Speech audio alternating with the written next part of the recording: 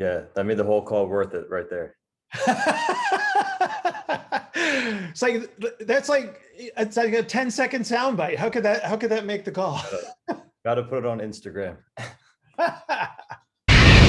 We are on a roll here. I don't know. This might be top 5 call so far. Wow. Yeah. Honored to be on it. Oh, let's not weight this too heavily in the real world. Okay. Okay. So my question is actually in regards, like the way that Cameron was phrasing his question, kind of a similar story, Okay. but I'll give a specific example. So, a lot of the people I see, who are, if if this is the spectrum of really compressed and like a little bit less compressed, the people who are more toward the less compressed but still compressed side of the spectrum, a lot of times I'll see the right shoulder, lower. And then a lot of times my more compressed people, I'll actually see kind of like a reversal where the left shoulder will drop, and it almost looks like they're getting kind of punched on the left side. I see more people, I think, with the right side bend than the left, but I was wondering from like a sequence standpoint, kind of how you conceptualize that in terms of how you get from one to the other, and potentially why that would be. Okay. Every time you see somebody get punched in the ribs, assume that that's an IR substitution strategy. Right. Okay. Okay. So, yeah. So if I see somebody that's punched in the left rib cage, IR. If I see On somebody, both the hip. if I see somebody that's punched in the right rib cage, IR. Okay. Now, what if you see both? Oops. You got a lot of restriction at that point. That means you don't have IR on either side at the hip, right? You've got a substitution on both sides.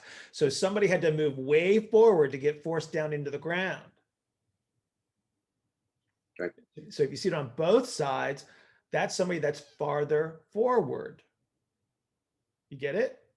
Yeah. So if you see it on one-sided, you can assume that that side is getting pushed.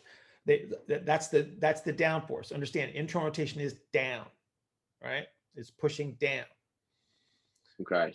So the let's just assume the left shoulder is lower, and it kind of looks like both sides are smushed, the left more so. Yeah. That would be the IR substitution at the hip and the shoulder, or just at the hip? It's always at both, my friend. Always Yeah. at both. Always at both. Okay. Yeah. The bigger the punch in the ribs, the more you got to bring that side back. Okay, now because the reason that they're substituting with the IR is because they don't have any ER space. You got to create an ER space, and then they can start to superimpose the IR on top of it. If they're too far forward, they don't even have, they're closing the ER, and they're using a different segment of the body to produce the downforce, to produce the IR. Right, and so that's why you'll see, like in the case of the left, kind of smush, when those people, a lot of times I see go to hip shift instead of actually they turn every. Yes, you're not getting. It's just like kind of more of a hike. It's a pure orientation, is what it is, Ben. You're not getting the expansive strategy to create a turn. So what they do is, if I had a hold of their pelvis or their rib cage, the whole thing turns as a unit. They're not getting the segmental. They're not getting the expansive strategy or the yielding action that we just talked about with Jeremy. So they're not actually making a turn. They're just orienting in another direction. Right. So just to use that specific segment, would that more so be like, let's say in the case of the left, if the left is really, it's just way far forward, especially relative to the right, both sides being forward, you would want to clear something like lower posterior left first. Oh yeah. Before you pull them back on the left. Yes. Key element here. Key element. In sequence. Find the inside edge of the left heel. Find the first metatarsal head second. Okay. Okay. Teach them to feel. So heel, toe, and then bring them back on that side. Right. If you don't do that,